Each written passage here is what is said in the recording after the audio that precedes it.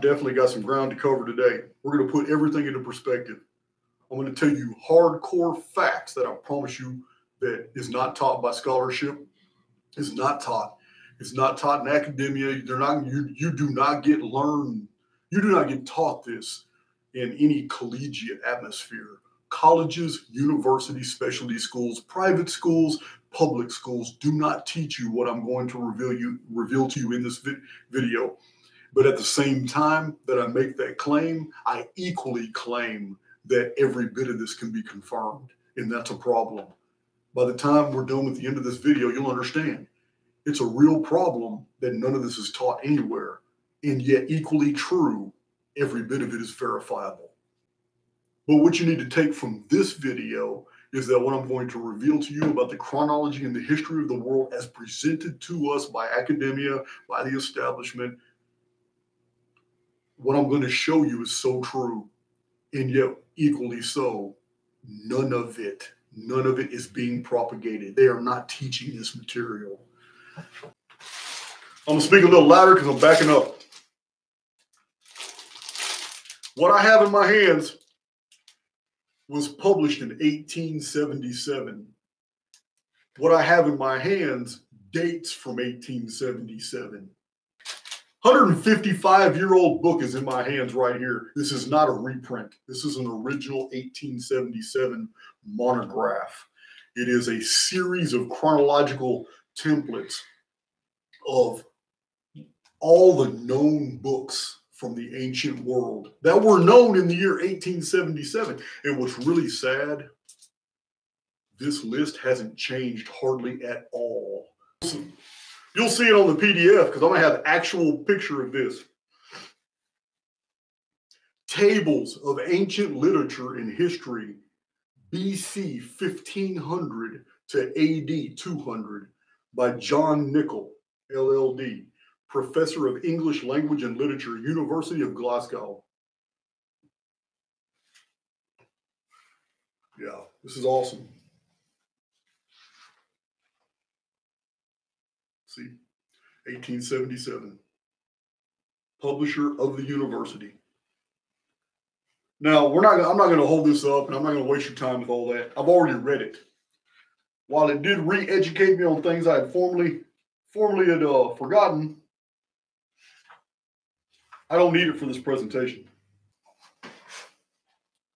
If we were to break this down, which I'm going to do for you guys in a free PDF, if we were to break this down into a chart like I did for the Graham Hancock material, it would stun you when you realize, when you look at this chart and you compare it with what you're told about the history of the world. Seeing this in chart form will stun you, I promise. Many of you know, all throughout the Archaics material, there are presentations where I have gone in depth about the histories of the antediluvian period, the pre-flood world, before the collapse of the vapor canopy. This is a period that the book of Genesis covers, but Genesis barely even touches upon the topic.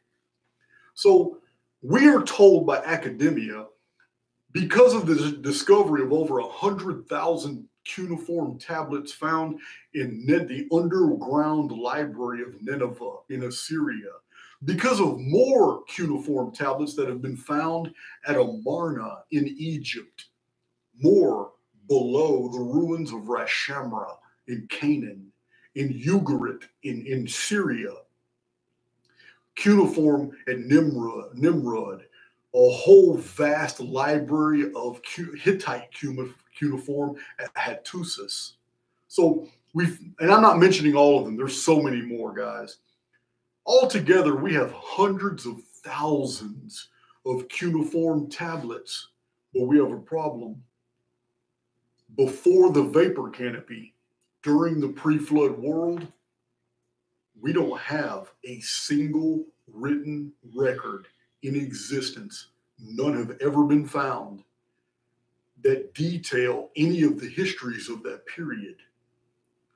All we have are cuneiform clay, kiln-fired, burnt records after a massive cataclysm.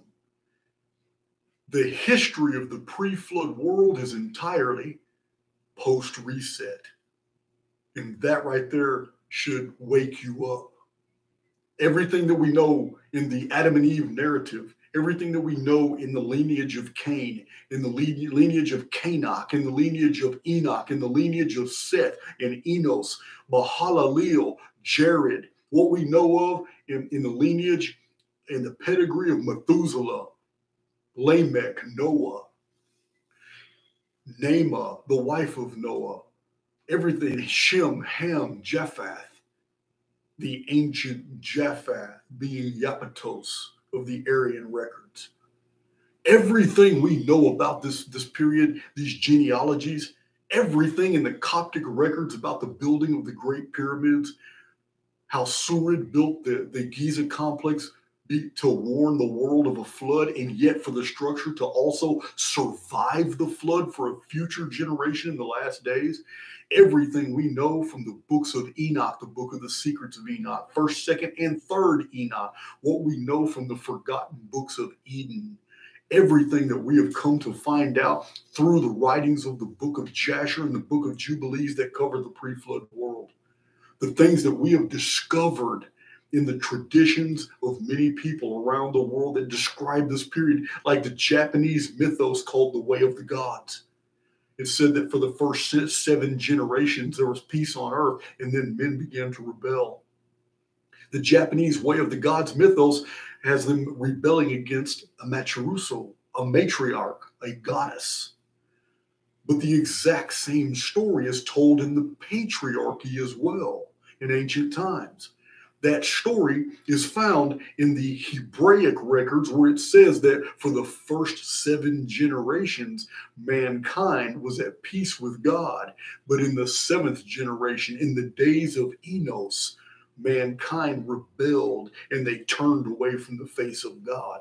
Here we have an ancient Hebrew tradition that perfectly mirrors an ancient Japanese tradition. The problem is their traditions. They weren't written records. Everything that every text, every tradition, translation that I just mentioned to you, and many more, did not exist during the period of the events they depict. That's a problem. Remember,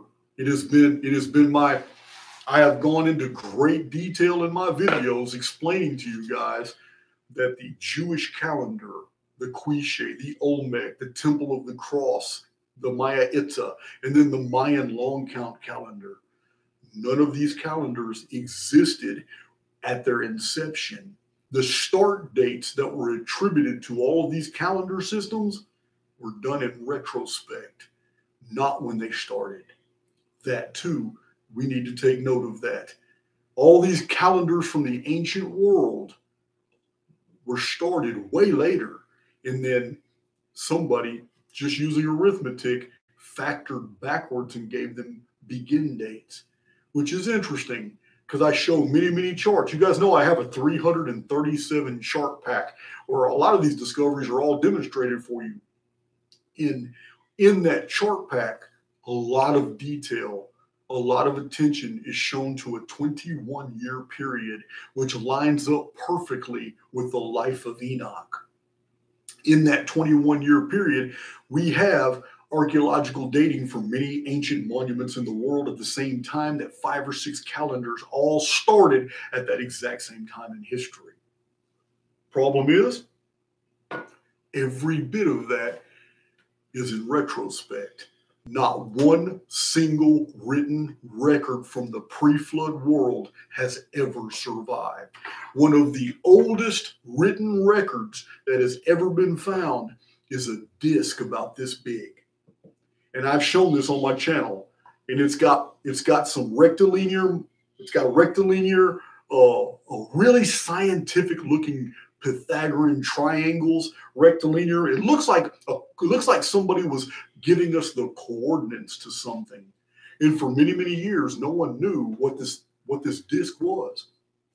In my own presentations, I've shown you that scholars have come forth in the last 5 or 6 years with a new translation to this disc. And it's amazing because they don't know anything about the Phoenix phenomenon. They don't recognize the Phoenix phenomenon, have never reviewed my material, and yet they date this almost precisely with 2239 BC.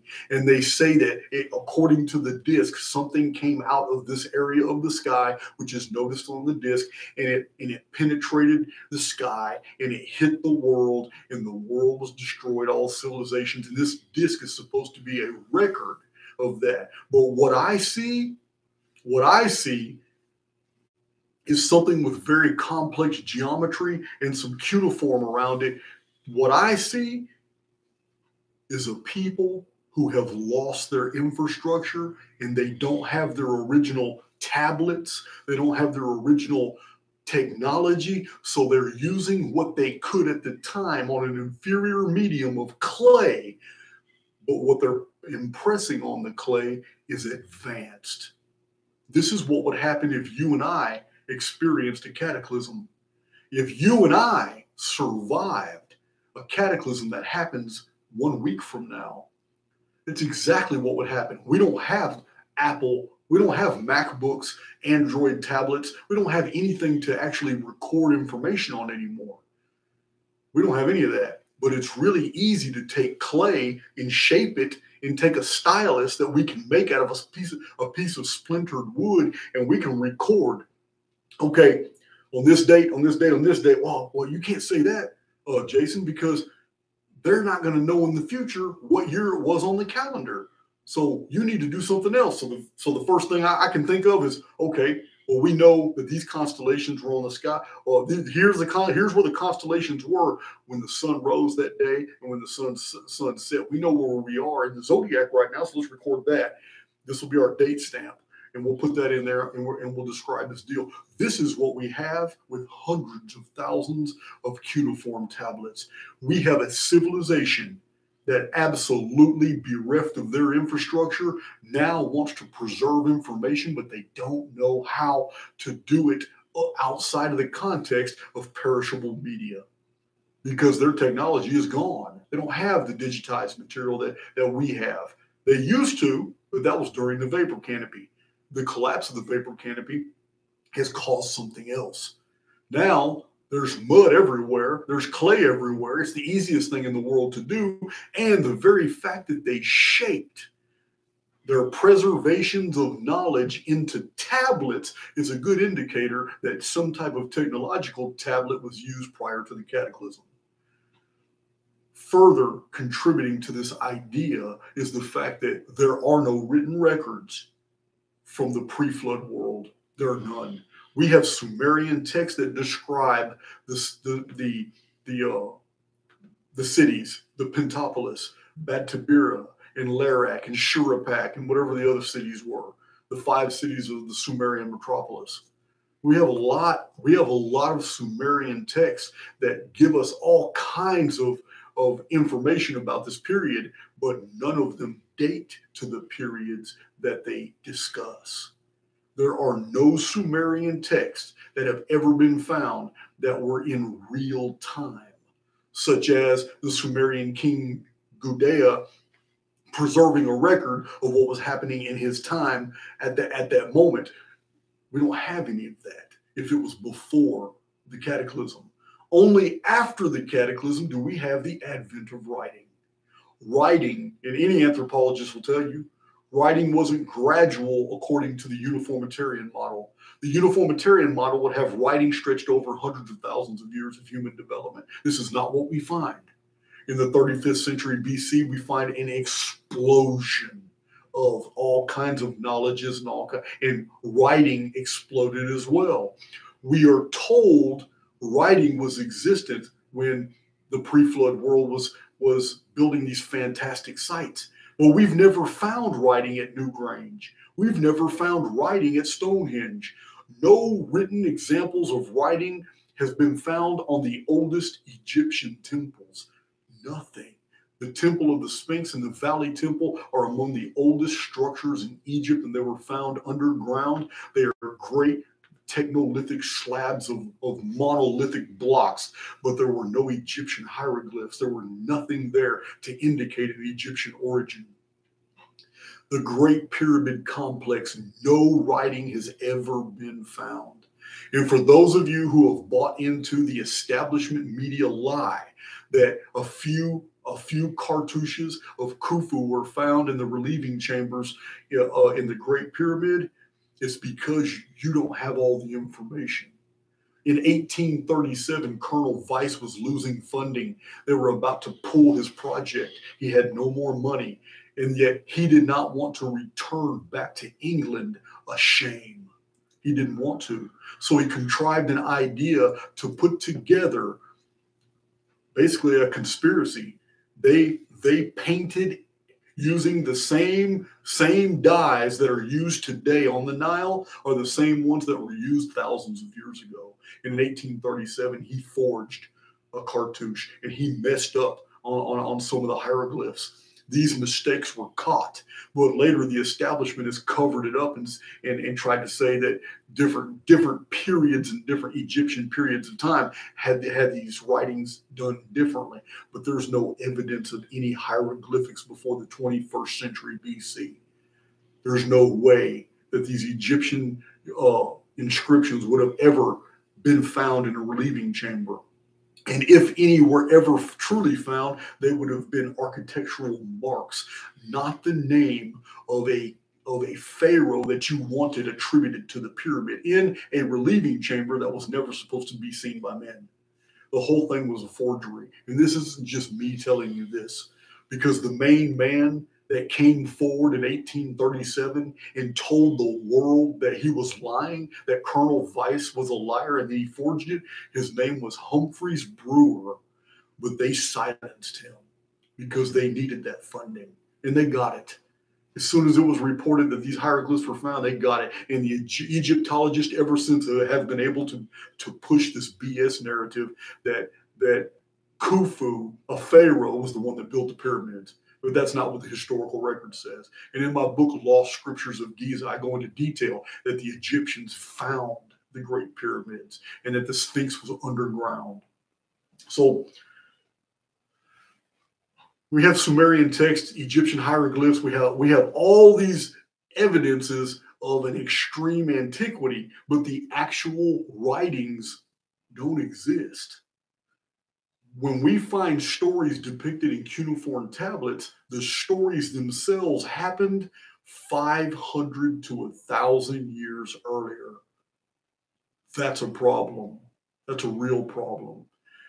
Like I said, there's no written records have ever been found on Stonehenge, on Karnak, on the French Karnak, the giant monoliths. None have been found in the oldest temples in Egypt.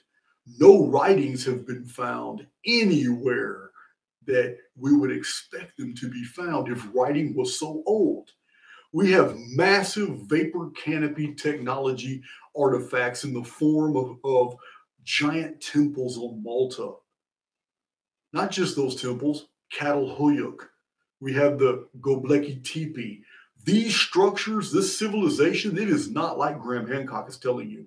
They are not Ice Age at all. Graham Hancock has already pissed off the entire Maltese archaeological department behind his series because he is totally ignoring a tremendous amount of data that the Maltese government archaeologists have found and reported and published in order to push his Ice Age bullshit. But no writing has ever been found on any of these. No writing has been found on the Hyphagium. No writing has been found etched into the walls of the Lion's Gate of Atreus, Mycenae. These ancient structures like old Jericho, there are no evidence of any writing because these were vapor canopy constructions. They were specifically designed to keep large animals out by a people who had formerly had an infrastructure. We have a problem with the advent of writing. The story that's given to us of the development of writing is that the evidence shows that it was explosive. It all happened basically at the same time. And that's very close to the truth. But the theory that's put out by the establishment is that it was slowly developed over long periods of time, and that's not true. It's not true at all. There was a necessity to create a uniform way of communicating after the cataclysm. What had happened was people were intelligent and they had a standardized form of communication. Let's just call it English. They had something like English during the vapor canopy. They had technology, they had all that. Then all of a sudden the cataclysm comes. The Phoenix phenomenon totally decimates the world. Now, for about a century, or maybe only 50 years, people are trying to figure out a whole new way of communicating because the holographic technology that they used to have carried in little bags, these tablets they could pull out, which the early Sumerians called the tablets of destinies. They could do all kinds of things and make phenomena happen. They could move, they could make machines animated, they could control the sky dragons, aircraft. They could do all these things. When they weren't using them, they put them in their bags for protection. And everybody who had one of these bags, according to the ancient Sumerians, these were called Medes. And this denoted that they were among the elite of the Anuna. And they were venerated for this, but they were seen as benefactors. When that technology vanished, the infrastructure was gone. There was that holographic technology was over. So the survivors had to come up with a way to communicate. And very, very rapidly, we find all kinds of ancient Mesopotamian practice tablets. We are told by academia that these practice tablets were from young students learning how to do their deals. But what we're finding is it doesn't conform to that idea. We are seeing different ways to do different symbols. And we find a lot of evidence of the similarities when we look at ancient Chinese and ancient Sumerian. The further we go back, we're told this is over centuries. The further we go back, the closer they come to looking at each other. Like they're very similar. All these pictographic types of tablets, if the uniformitarian model was true, we would find hundreds of millions of these practice tablets. They would have been discarded everywhere. They've been all over the place because it takes a long time to come up with this, but it didn't. It happened in a matter of decades that they standardized a single form of communication, and that form of communication is the reason why we have cuneiform everywhere. Cuneiform in Ras Shamra, which was Canaanite cuneiform in Amarna, an Egyptian stylized cuneiform based from Phoenicia. We have Hittite cuneiform, Sumerian cuneiform, Akkadian cuneiform, Babylonian cuneiform, Assyrian cuneiform, and even the Elamites employed it. Someone very rapidly standardized the way to communicate using a series of dots and dashes and crescent moons. A very simple code, and it's very sophisticated. And because it was standardized and spread rapidly through all the ruling cities after the cataclysm, remember I told you guys, the ruling cities were all related to each other. They are the Amuru of the ancient world, known by everybody as Westerners. And their physical attributes are given over and over and over and over who they are. They are the Tamahu on the Egyptian temple of Karnak in the racial profiles. We have a people who lost everything, but very quickly put together a whole new infrastructure. But this infrastructure was bereft of technology. The reason why we don't have written records, there are no tablets, there are no wood tablets, there's no vellum, there are no scrolls, there are no date steels, there are no pillars with writing and inscriptions. The reason we have none of this dating from before the 22nd century BC is because during the vapor canopy, writing was purely abstract. It was holographic. It was in the technology. It was in the technological devices we were using. There was no need to put anything on the side of a building or in it, or there were no temples. The things they're calling temples in the ancient world were anything but. There was no need for that. Only after the cataclysm did all of a sudden man need. It wasn't just utilitarian. In order to preserve the past, it was necessary now to write it down because it wasn't necessary before. I believe it was a crystal-based technology. I believe that they were using memory crystals, and the memory crystals were inserted just like data jacks in our tablets today. That entire infrastructure was lost. And when it was, now everybody who had read the annals, they knew the histories, all these people, they only had a couple decades before people started dying off who had lived during the vapor canopy period, and then now we're living in the post-reset communities after the collapse of the vapor canopy. These people now went to work and they composed the Atrahasis epic, the Enuma Elish, the Karsag tablets. They composed all the writings of all the different prisms of the Sumerian king list. This is why in the 21st century BC, we have an absolute explosion of hundreds of thousands of clay kiln tablets being created as if they're being manufactured and distributed by companies in the ancient Middle East who wanted to guarantee the preservation of the historical information. And they sent them to all the other major cities of the Amuru. This is why the Epic of Gilgamesh has a Hittite version. It has an Amorite version.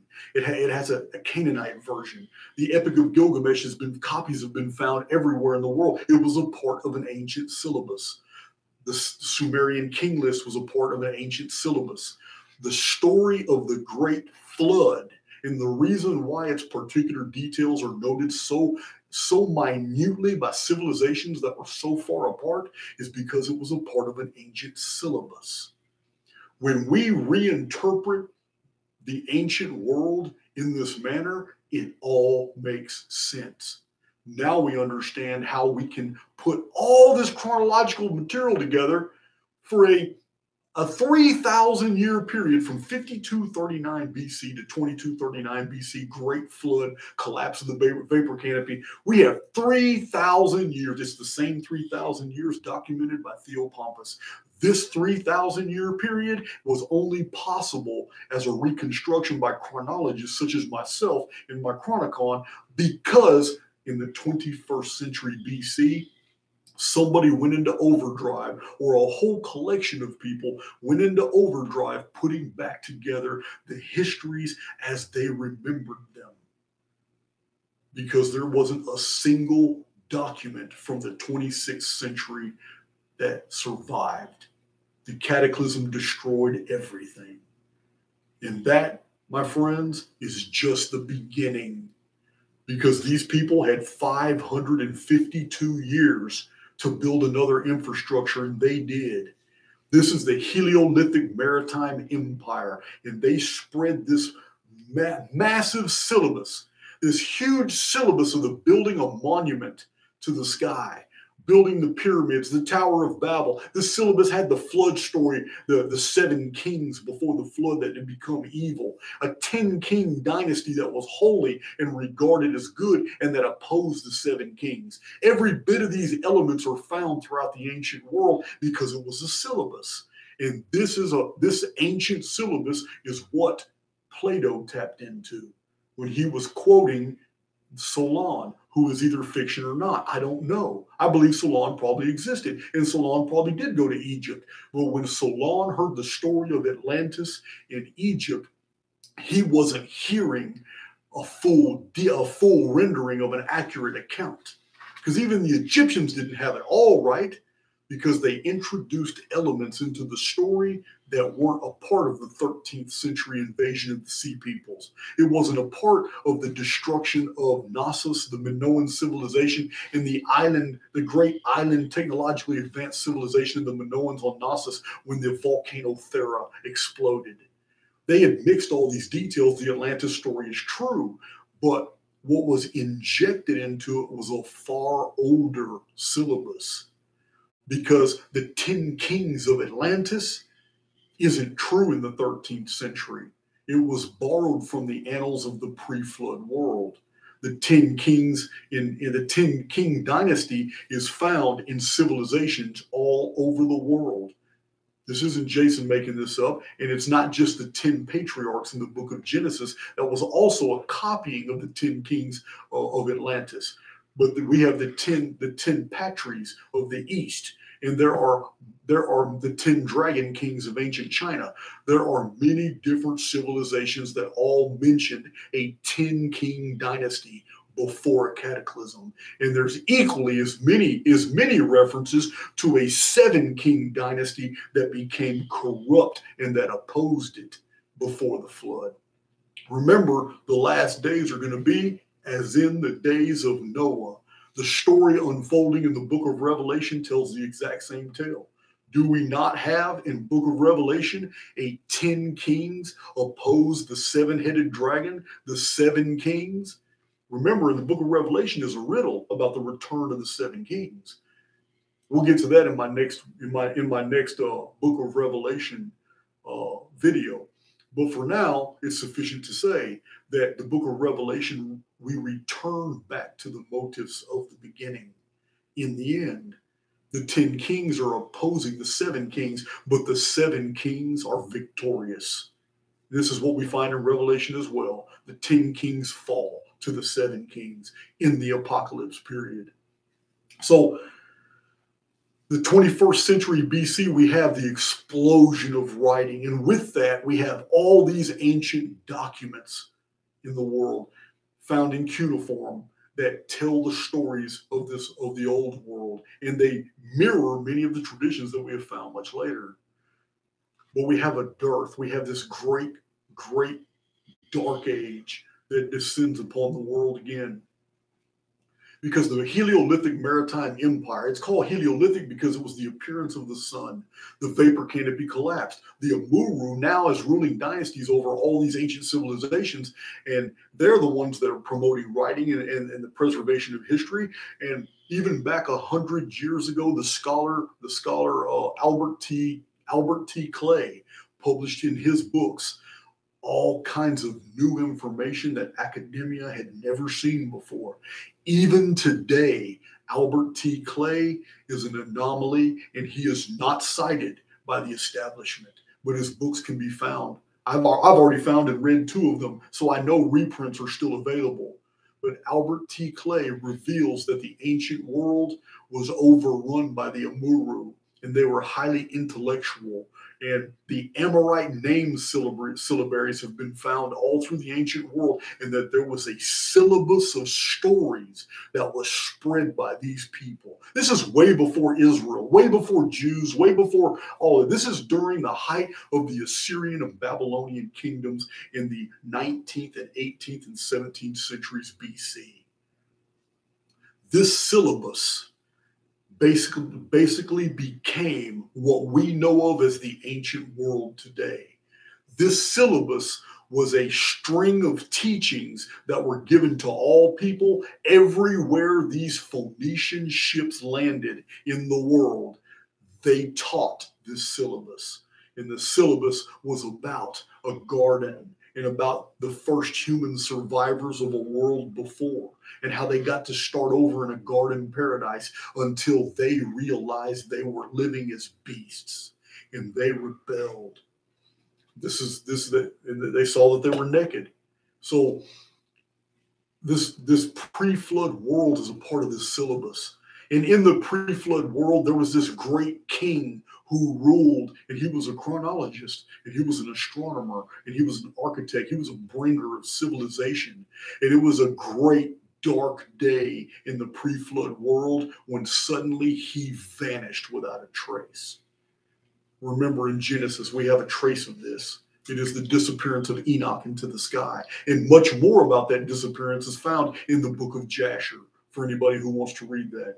And for those who don't know, the book of Jasher contains a phenomenal amount of material about what was going on during the antediluvian period.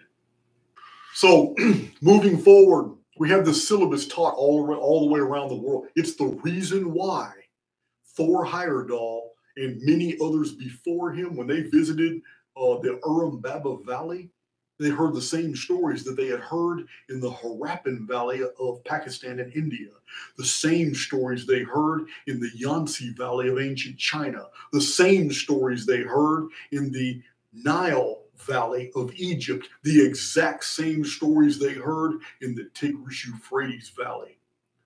They are uniform.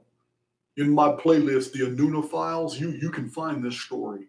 How these people, the Amuru Westerners, appeared in fleets in every one of these valley civilizations and began building campaigns. And the people learn the same stories about the building of a great tower, about the existence of giants, about a great flood, the collapse of the ocean that was above, about ancient ships that used to sail the seas of the sky.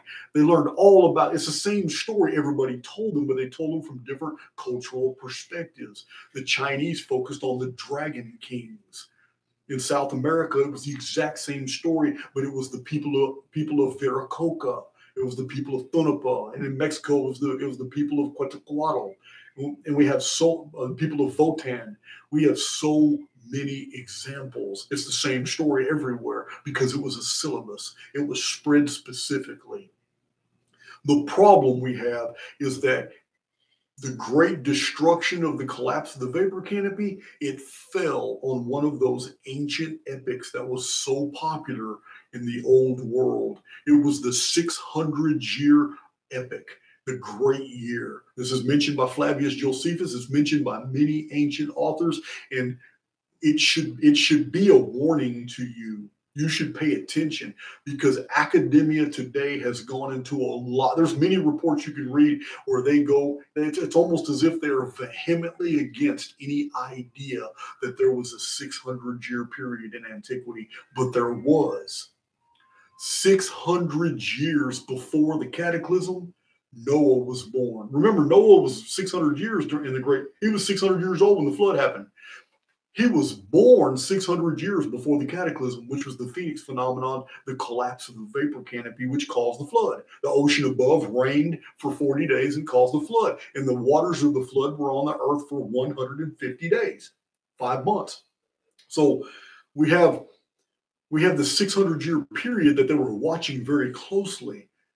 600 was also the first year of the first regnal year of the Anunnaki 7 kings over the pre-flood civilization. It was the year Noah was born in the first year of the oppression before the flood.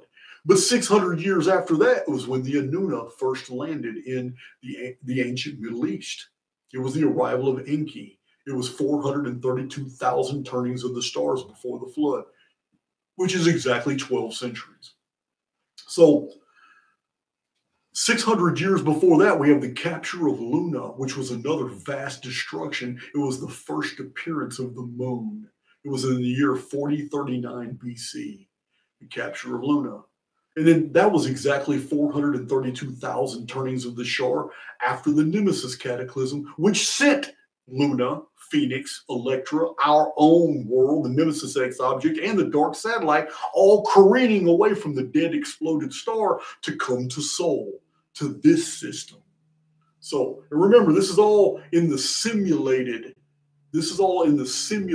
history. Everything in the sky is simulated, guys, because it's programming, but it doesn't mean it didn't already happen somewhere for real. Now, or I'm also on board with the fact that we are preparing for it to happen soon, and we're living through the simulations now. It could be either or. So we have this people who were once highly technologically advanced losing their infrastructure. But what's interesting, when people lose their infrastructure, they don't lose their intellect, they don't lose their abilities, and they don't lose their frames of reference. What they lose is the ease and of which technology gives them to produce materials, to manufacture, to create a new infrastructure. But in the communication of ideas, they're still there. So it still takes over a century for a population of people to return back to the Neolithic. It may take even longer than that, depending upon what state, how developed they were from the beginning. Remember, in the far distant past, even before the pre-flood world, we had a technologically advanced race, a sedentary race that was met with destruction. And the last things that we see from this race is they were hiding in caves, but their artwork shows and the clothes they wore show that they were very advanced. We call them Cro-Magnon and Magdalenians, and they all have all different subspecies names. And we are told because of the uniformitarian model that these developed over hundreds of thousands of years, and it's not true. It's a technologically advanced race that was suddenly cut off, wiped out, and the few survivors left us beautiful cave paintings and structure and writings and notches on bones.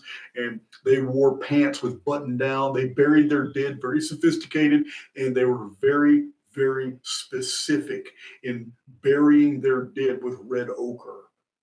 And in my videos, I explain why they did this, what red dirt and red paint meant to them because of the way their civilization collapsed.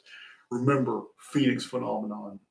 So we have a race of people by 1687 BC. They're 48 years away from the next big one because they've been documenting the 600-year period for a long time. But something happened. They got surprised. And again, that surprise came in the form of the Phoenix phenomenon. 1687 BC was the Ogygian deluge. It was the year 2208 Annus Mundi. They were not expecting that to happen. They thought they were still on the older Anuna calendar, and they're not. Something switched over. Basically, the cataclysm cycles of the world jumped tracks. Priorly, they were on a 600-year period. With the Great Flood, all of a sudden, it jumped track unexpectedly to the Phoenix 138 years, every 138 years. Because as soon as this happened in 1687 BC, it happened again to a lesser degree in the Mediterranean in 1549 BC. It happened over Canaan in 1411 BC. It happened over Greece in 1273 BC. And then the entire Mediterranean entered a massive dark age in 1135 BC. The problem we have here is, as I've documented in my Phoenix playlist and in my published books, is we have the human race being wiped out over and over and over and over, and each one is setting humans back further into a dark age setting. This is why we have the beautiful explosion of aesthetics in Knossos and the Minoan civilization, and Minoan linear A is developed, and then all of a sudden it's over with. There's a dark age. Archaeologists called it an intermediate period. It's followed by Minoan linear B. And then we have these interruptions. Even in ancient Egypt, the Egyptologists call them intermediate periods. This is where scholarship very cleverly basically rewrites history, allowing you to think that an intermediate period just means it's a period of interruption, no big deal, everything continues on, it's still Egypt. It's not true. With every intermediate period that is introduced by academia, you can insert the word reset, because that is exactly what happens. Because after intermediate periods, we no longer have coffin texts. Now we have pyramid texts. We no longer have demotic or it switches over to hieratic or inverse. Sometimes languages take a mirror image. Before a reset, they were written from right to left. After the reset, now they're left to right. And it's baffling to archaeologists when they do comparative analysis between the two, and they see fundamentals that are very clear, showing a common origin, but they don't understand what happened. It's almost as if people scrambled the brains of ancient minds, and they just started doing things differently. Imagine, if you will, to put this in perspective, imagine that we are thriving. We're on the cusp of creating locomotives and trains. We're on the cusp of building buildings with steel frames. We are just on the edge of locomotion through steam power. Imagine the year is 1626. And imagine a massive reset happens. And it devastates our civilization, and it retards our development, and it depopulates the world. So from 1626 to 1764, it takes us 138 years to develop to the point where we get to these exact same things again in 1764. And in 1764, somebody invents the spinning jenny. And because of that one invention, now all of a sudden we can feed millions of people as opposed to tens of thousands because of the way we can harvest food now. So, but then a reset happens in 1764 and retards our development, and we don't even get near to that level of technology until we build the first skyscraper in the year 1902 in New York City. That's the truth. So imagine in the year 2040, we suffer another reset that retards our development, sends us right back, collapses our infrastructure. Electricity is not working because there are no plants that have been untouched by the cataclysm. Imagine hundreds and hundreds and hundreds of millions of people are still around, but you don't have the ability to write on a touch screen. Nothing works. It's all over with. What are you going to do? Some people are going to cut wood and they're going to write on wooden tablets. Well, what are they going to write? They're going to write in the language that they know and the letters that they know. Some people are going to take fabrics and cloths and they're going to do it. And they're going to write what they need to write. Some people just aren't going to write anything at all. And within 100 to 150 years, their histories are completely lost, rendered to traditions. And the oral traditions will only be preserved based off what was orally known when the cataclysm happened. Is anybody sharing oral traditions today? No. History is forgotten, just like that. This is what they went through from 1687 BC. As I've shown you in my Phoenix, all the documentation and all the chronological material, all the sources, archaeology, I've given you as much as I have found for 1687 BC. I'm 100% confident that they suffered a reset.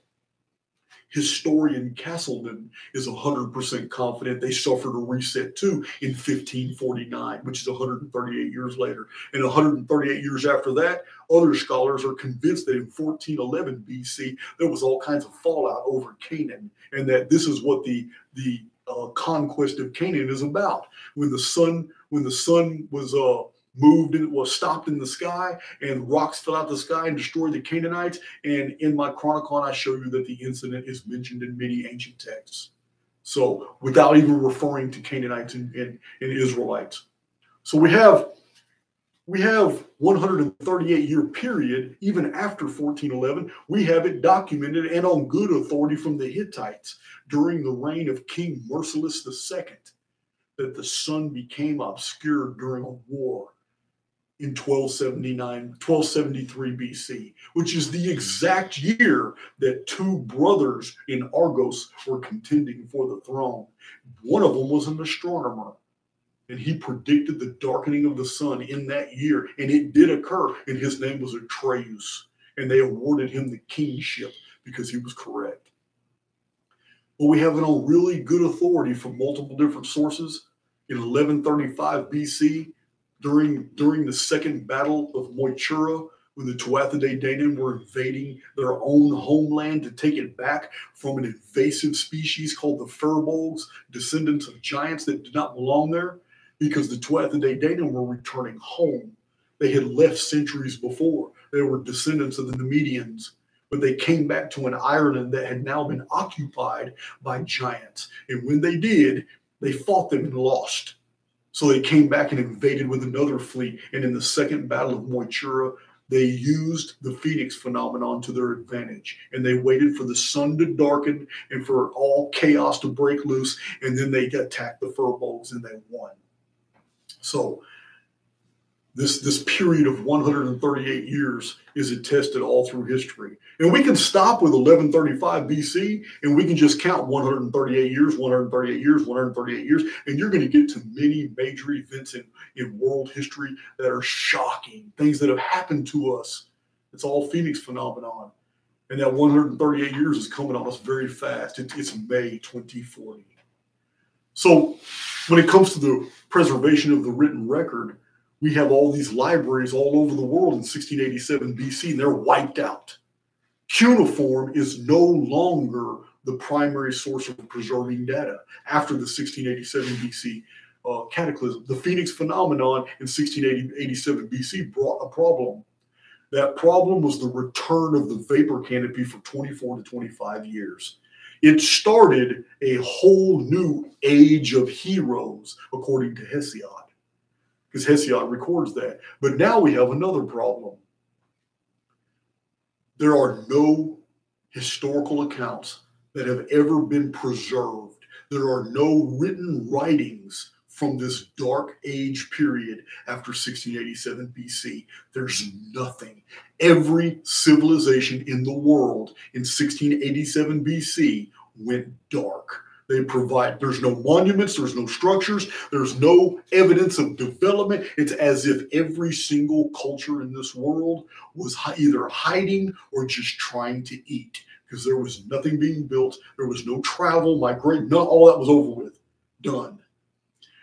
Around 1625 BC, the world started waking up. This isn't Jason telling you this. I cite my sources in Chronicon. This has been known by many different historians that around 1620 to 1625, the world was waking up from a dark age period. But that didn't last long. Nations migrated. Some of them started changing their writing styles. The preservation of knowledge in cuneiform was lost. It was over with. That's why the libraries at Reshamra and Ugarit in Assyria and Babylon, Sumer, Akkad, they're buried. They're underground now. And nobody's going back to dig those up. So we have no documents at all from the historical period. They're buried underground at Reshamra, and they're buried underground in Elam, in Mitanni and Mari, Urartu. Well, what we do have is a lot of traditions. But in the academic arena, all of a sudden we have a historian emerges, but he doesn't emerge till about the 12th century BC. His name is Sanchuniathon. He is a historian of Phoenicia. And the Phoenicians were direct descendants. They were the people of the Amuru, the Westerners, the great Heleolithic maritime race, but centuries later.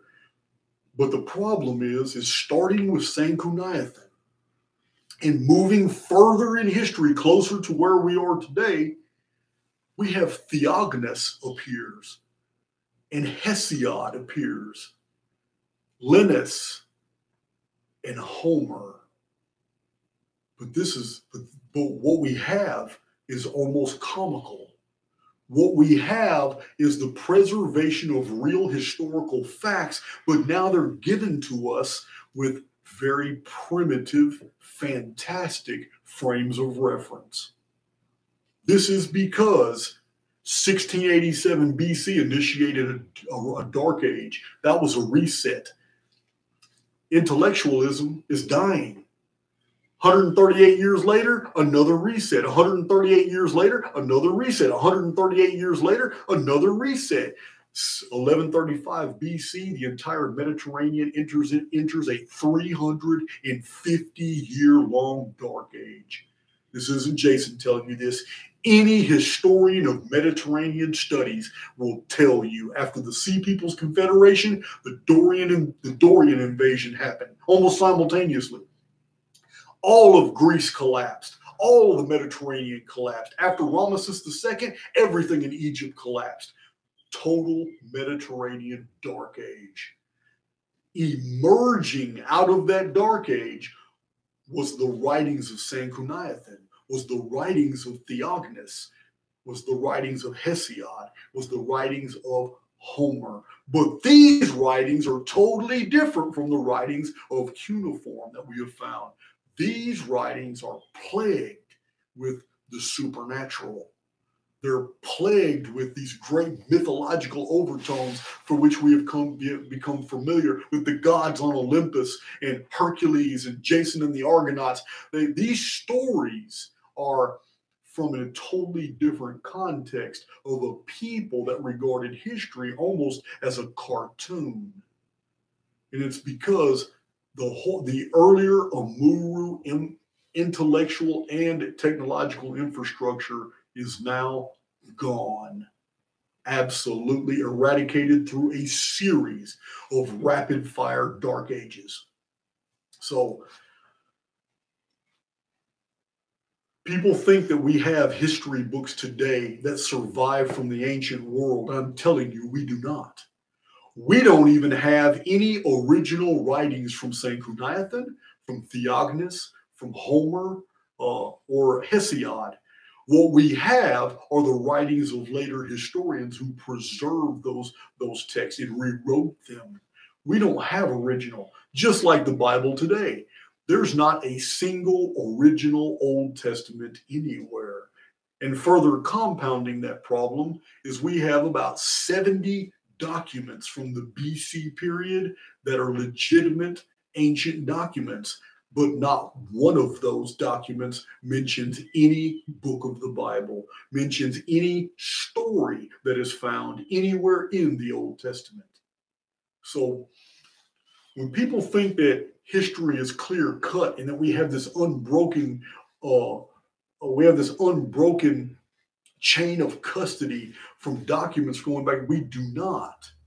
What we have is about 25 centuries ago, an explosion of technology, intellectualism emerging out of a dark age.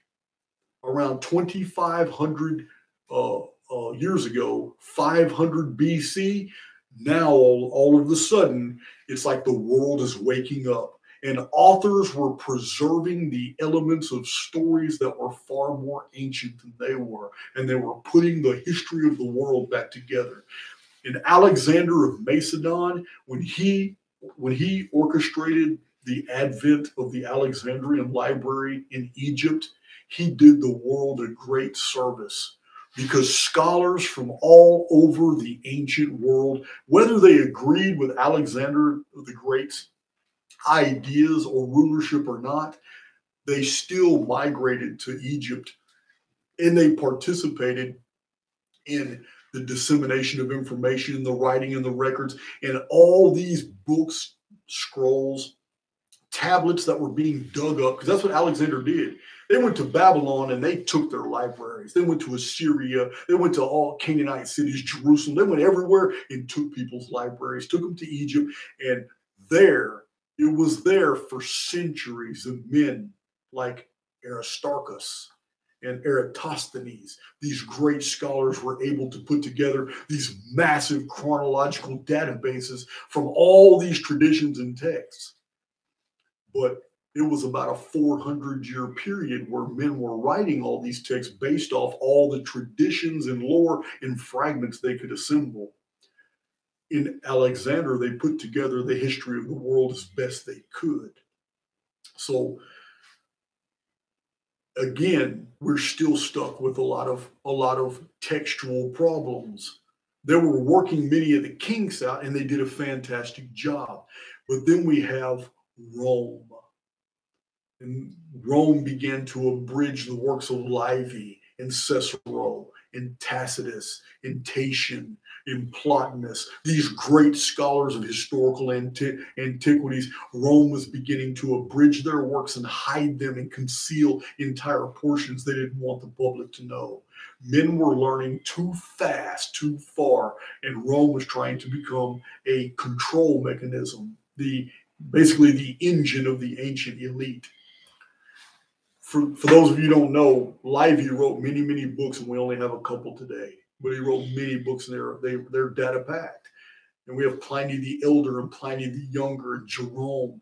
But then we enter the church historians, and the church historians were fantastic at recording much chronological information, like Augustine of Hippo. And there's so many of them. Well, when it came to inventing narratives, the church was also equally guilty for inventing things that never happened and then destroying many, many texts from the old world, from the first century, that would have proven the events never happened. They had destroyed those texts to cover their tracks, then introduced gospels of narratives. I'm not saying a man named Jesus didn't come and teach all these things. I'm saying that the gospel narrative that's been given to us was an invention of Rome for a reason. When you want to conceal a truth, the best way to do it, if you want to hide a truth, the best way to do it is dress it up in a bunch of lies so people will disbelieve it. But unfortunately, the truth that they were trying to conceal was so powerful and resonated so great with the human spirit that all the miracles and accretions and lies and all the fables and myths that they attached to the story itself still wasn't strong enough to get people to disbelieve it. So it is still today even one of the most well-read, best sold, and known stories in the entire world, talking about Jesus and Christianity. So, but the problem lies that we don't have these books. We do not have originals for 99% of all the publicized literature from the ancient world. We don't have them. We don't know when we've even lost them. What we have are the copies. What we have are the anecdotes. What we have are what other authors referred to. So this means anything could have been interjected. So again, we have 522 AD. In 522 AD, we have this massive reset. I've documented this a whole lot. It is the only year in history that the Phoenix and the Nemesis X object were in the sky at the same time. The only year in history. And the only year that it'll ever happen in the future. 522 AD, which happens to be the beginning of the Anno Domini calendar, a calendar like all others that was created in retrospect. A calendar, our calendar today that we live under, is a calendar that did not exist when it was being used. When it's claimed it was being used. Yeah, it dates back to 2 BC. Or 1 BC. It depends on how you look at it. 2 BC or 1 BC. However, it wasn't even invented till 526 AD. Retrograded to 522 AD to cover up the great reset of Phoenix, what Phoenix calls the great Justinian plagues, all the harrowing stuff that was going on in the world at that time. It was all concealed and rewritten by the church and hidden and spread out over a 25-year period to conceal what happened in that 1 year. I have a video about it if you guys want to check it out. So about 522. Though I can't remember the title of it. I know some people in here know the title, but the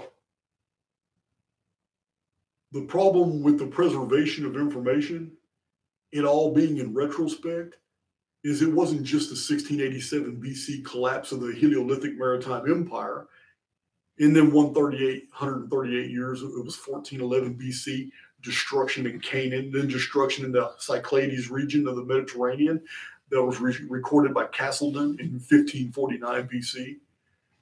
And then 1273 BC over the Mediterranean again, and then 1135 BC, the entire Mediterranean.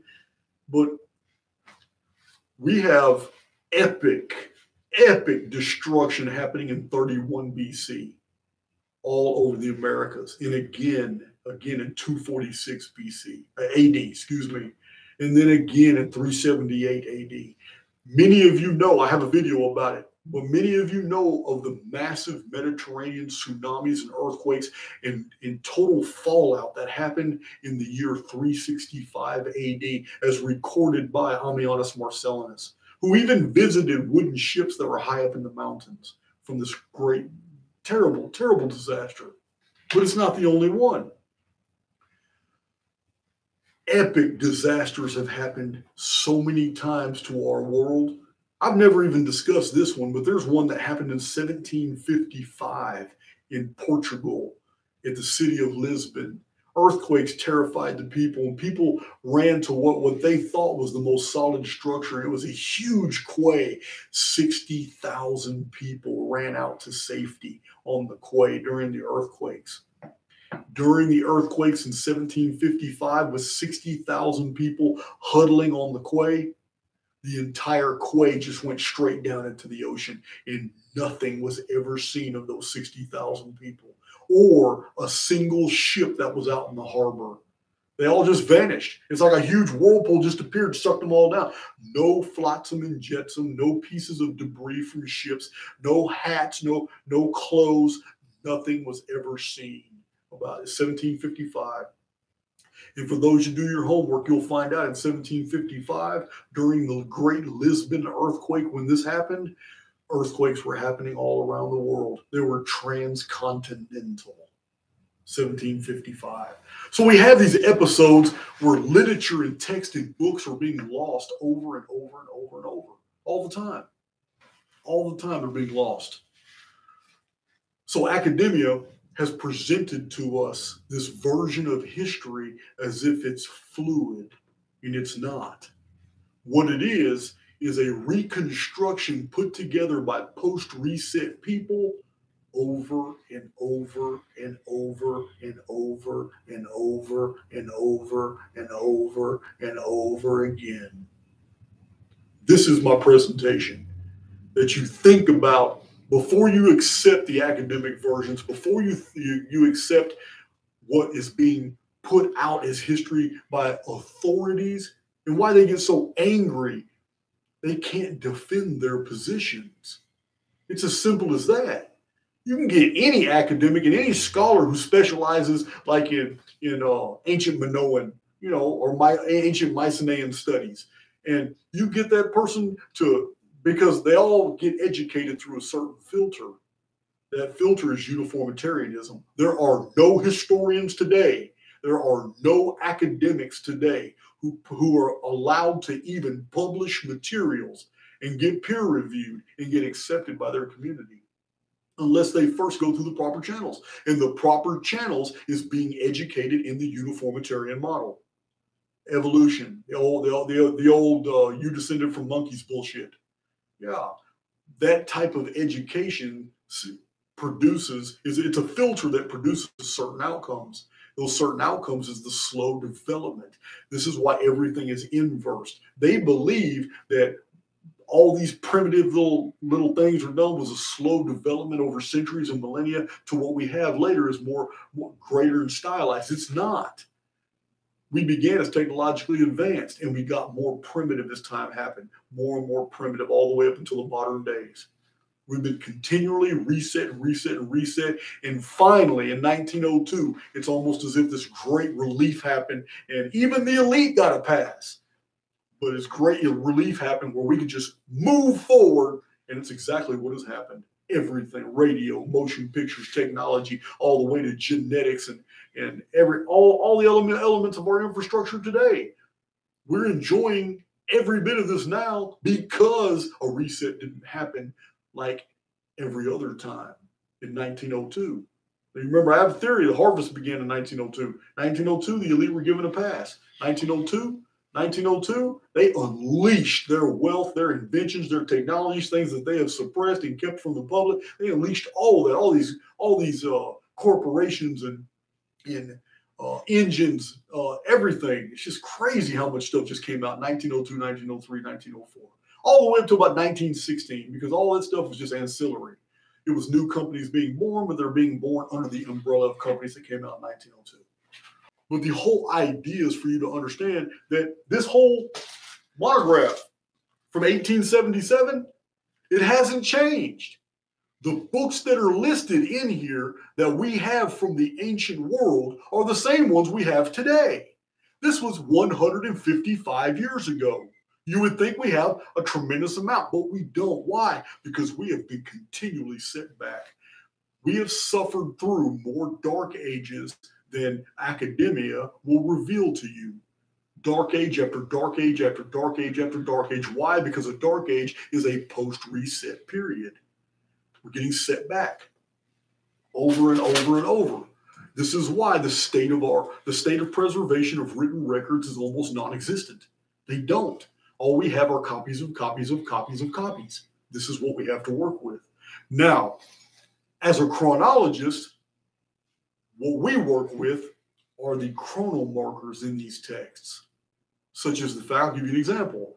If traditions from the ancient Americas say there was a great vast darkness that lasted 25 years, and it was toward the end of the race of giants, but we find the exact same story in Hesiod, or we find the exact same story in Marcus Varro concerning the Mediterranean world suffered a vast darkness that lasted 25 years, which mirrors the annals of Latin or whatever. I'm not Mexican, but when we find stories that are absolutely similar, we know, okay, well, this 25-year darkness in the Mediterranean, according to all these ancient writers, was attached to the Ogygian flood. After the Ogygian flood, this is what we have, 25-year darkness. Well, it parallels what's said in the ancient Mexican annals. So when we have things like that, we have a chronomarker, and we can start basing our chronology on that. And then we have thousands of chronomarkers throughout hundreds of texts, and we're able to put back the history of the world together, such as we know that Cecrops landed. He left Egypt with a fleet of people, and he landed in the Peloponnesus, ancient Greece, 189 years after the Ogygian flood. Well, that's easy to figure out. Now we know when ancient Greece was started, because then we find out that 9 years after the landing of Cecrops, they began to build the city of Athens. Now we know when the city of Athens began, 9 years after the landing of Cecrops. Cecrops landed 189 years after the Ogygian deluge. So this is what the chronologist does. This is what I did with my Chronicon. This is why I stand behind Chronicon. And then when I take Chronicon and I look at the entire thing and then separately look at the 138-year Phoenix phenomenon, everything lines up absolutely perfect, showing that Phoenix is indeed the keeper of the calendar. So this is where we're at. History is instructive, but it's not set in stone as academia will tell you.